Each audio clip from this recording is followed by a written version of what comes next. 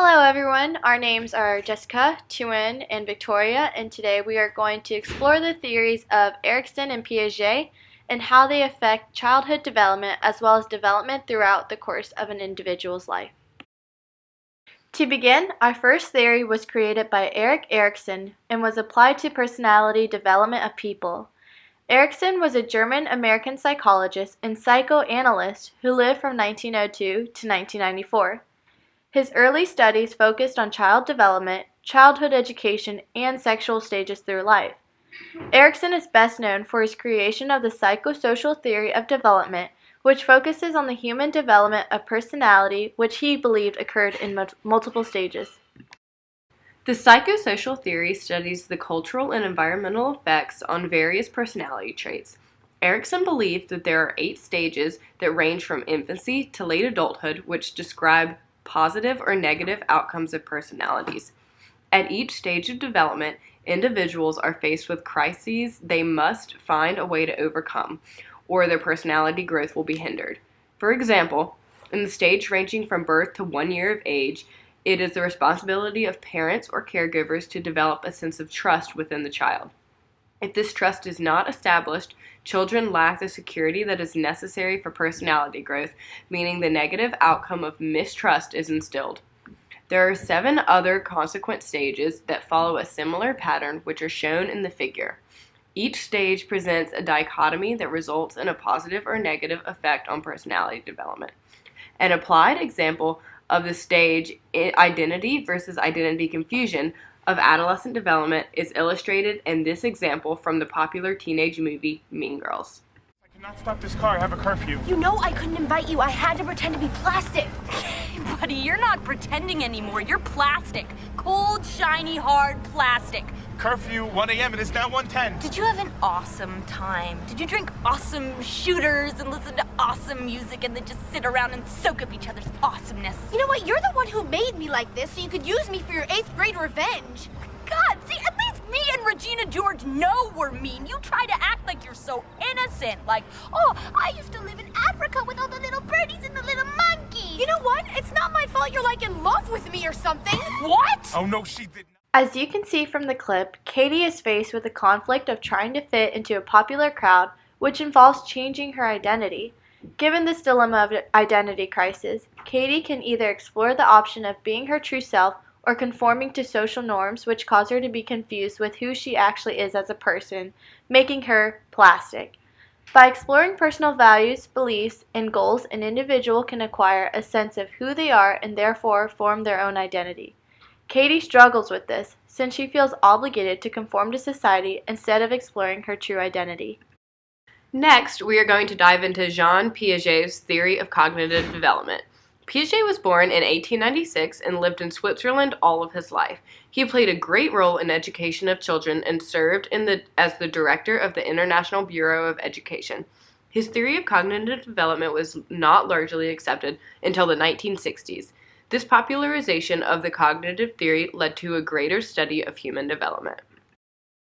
The theory of cognitive development focuses on the study of human development in regards to intellect and intelligence.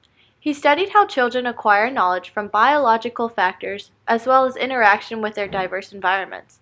Piaget believed that growth of intelligence was not a fixed process, but instead it is explained by how a child develops individual reasoning and eventually the ability to think abstractly. The human cognitive development theory demonstrates 4 discrete stages, meaning that development of intellect is not continuous over the course of life. These stages are not continuous because they are qualitative and quantitative factors which influence the function of mental processes at various ages. The first stage of Piaget's theory is the sensory motor stage, which occurs from birth to 2 years old. In this stage, an infant learns to use motor skills they were born with, like looking, sucking, grasping, and listening, and applies them in order to gain knowledge of the world through these senses. Object permanence is beginning to establish in this stage as well. The second stage is pre-operational thought and occurs from ages 2 to 6. In this phase, children begin to use symbols like words, numbers, and images in order to look at the world. Even though they can begin to use symbols, the children are unable to concretely use logic to look at the problems. Another way of thinking about this is that a child may not be able to understand that everyone does not view the world in the same way they do. The third stage is concrete operational thought from 7 years of age to early adolescence. This stage describes the formation of logical thought where children are capable of using inductive reasoning and create causal relationships. Children can also recognize that actions can be reversed. Lastly, they understand the concept of conservation, where a disfigured shape can still be conceptually viewed as a whole. The fourth and final stage is formal operational thought. This begins approximately at age 12 and lasts into adulthood. Since this is the peak of all developmental stages, thinking becomes much more sophisticated in advance, such as thinking through abstract and theoretical concepts and using logic to problem solve. Other skills developed during this stage include conceptualizing balance, hypothetical deductive reasoning, and abstraction of ideas. Although this is the final stage, not everyone reaches this point. An example of Piaget's concrete operational stage is demonstrated in the following clip. Can you look at these two glasses? Do you think that they have the same amount of juice? You think they have the same? Okay. Now we're going to pour this juice into this glass.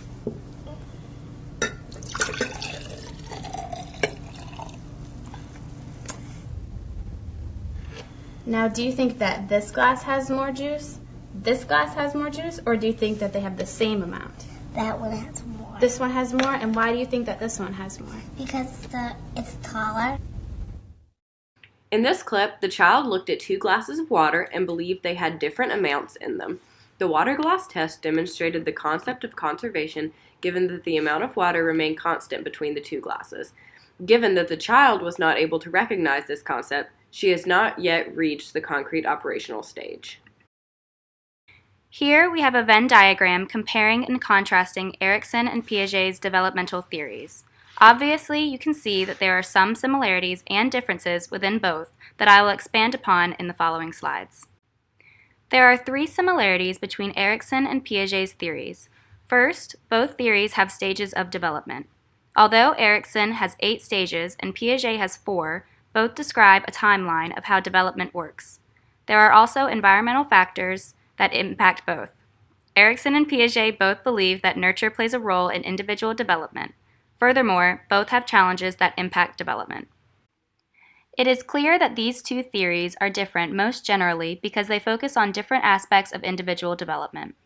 Erikson focuses on development of one's personality, whereas Piaget focuses on development of mental processes.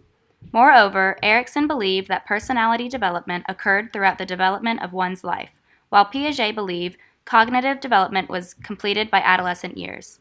Another notable difference is that Piaget's theory occurs in discrete stages, and Erikson's theory emphasizes expansion of personality. Lastly, Erikson believed that all stages must be met to achieve full personality development, but Piaget believed that not everyone reaches the formal operational stage. Thank you, everyone, for listening to our presentation. We hope that everyone was able to get a better understanding of Erikson and Piaget's theories.